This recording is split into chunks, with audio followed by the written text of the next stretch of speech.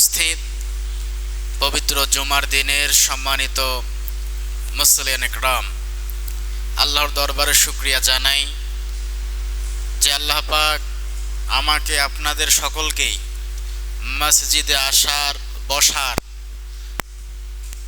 তার ইবাদত বন্দেগী করার সুযোগ দান করলেন। শুকরিয়া আদায় করি, বলি আলহামদুলিল্লাহ। দরুদ ও সালাম পেশ করি বিশ্ব মানবতার মুক্তির দিশারি সাইয়্যিদুল মুরসালিন খাতামান নবীন হযরত মুহাম্মদ রাসূলুল্লাহ বলি সাল্লাল্লাহু আলাইহি ওয়াসাল্লাম।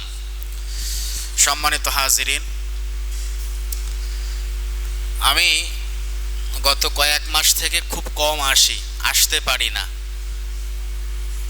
আমি কয়েকজন আলেমকে পাঠিয়েছিলাম আমার জুমার নামাজ আদায় করার জন্য। তাতে কি আপনাদের মন খারাপ আছে কারো? দেখেন, একজনের আলোচনা শুনতে শুনতে আপনাদেরও কিন্তু বোর লেগে যায়।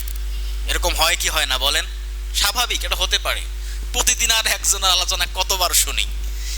যখন একটু এদিক সেদিক হয়, আরেকজন আসে, আবার আরেকজন আসে, আমাদের হুজুর কি বলে, সে কি বলে, এটি ভালো লাগে না? বলেন তো, আপনাদের ভালো লাগে না? স্বাভাবিক ব্যাপার। এজন্য আমিও আবার একটু যাই, বিভিন্ন মসজিদে যাই। এই গত কয়েক মাসে বেশ কয়েকটা মসজিদে জুমার নামাজ আদায় করেছি। ভালো লাগে, পরিচিত হলে কি লাগে? ভালো লাগে। আর যারা নতুনরা আছেন তাদেরকেও সুযোগ দিতে হয়। সুযোগ দেওয়ার দরকার আছে না নাই? আমরা যখন নতুন, আমাদেরকে মানুষ সামনেই দেয় না 2 রাকাত নামাজ পড়ার জন্য। তো আমাদের মসজিদের বা সমাজের যারা ইমাম, খতিব, তারা যদি আমাদেরকে সুযোগ না দেয়, তাহলে কি আমরা ভালো কিছু করতে পারবো? বলেন, পারবো?